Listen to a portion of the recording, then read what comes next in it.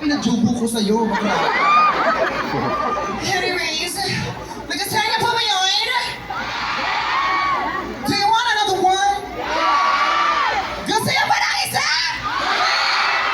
Oh my God, hello sa mga kaliwano po! Diyos ko, ang dami-daming tao. Maraming salamat po sa pagtanggap. Hello! Ano pangalan mo, be? Rafael! Rafael! Oh my God! Oh, hindi ako si Mama Mary, hindi kita mapapagaling. Akala mo dyan. Ayun, doon siba-siba ka, be. Pinapalaw niyo ba ako sa TikTok, oy? Sa Facebook? Yes! Sa IG? Yes! Well, thank you so much. Marami pa rin tao na hindi ko alam ang tracks dito, pero magpapakilala ko ako para sa mga hindi tao. Sa mga tao hindi nakakakilala sa akin kasi baka sabihin nila, di naman itong diponggol na baklang po, oy. Show ng show dito, di naman siya kilala. Pero ako po si J-Bot Galang. Ako po ang nanalo sa Drag Race Philippines Season 3. Ako rin po yun ang cover ng Josa. Kasi J-Bot G. Diba? Dahil doon, dahil dyan, ang dami na pong mga homophobic na nangyayari sa social media.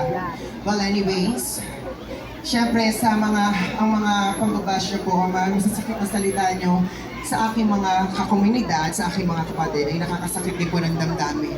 Sana po ang pag-perform ko tonight ay sana maging isang inspirasyon sa inyong lahat na hindi po kami makasalanan mga bakla. Kagaya mo, kagaya niya, kagaya ko, lahat po tayo ay paunaman. Sana po tayo ay magmahalan. Bakla pala. Sana po hindi na tayo magsakitan. At the end of the day, lahat po tayo mamamatay. In fairness naman kay Lord. Di ba, Lord? Sabi ni Lord, oo. Ano po? Sa shoutout kita habang nagpo-perform ako, traktado yata ako. Ano pangalan mo, be? Axel Simanaog and a shout out sa SK Fan. Ang haba, be! Ano lang doon? Ano pangalan mo? Axel. Axel, tang ina mo, ano na? Bumay na! Well, I have another song for you guys. Sino dito ang funny Taylor Swift? Sa mga Swifties! Alright, I know na alam niyo to, kaya sabayan niyo ako, okay? Bilang funny na ako na Swift, kaya naka-vlog ako. Taylor Swift ang patakin natin tonight, so... Okay, try niyo na po yan. Oh my God, excited ako. Sino kayo mga Taylor Swift dito? You guys are this! Okay.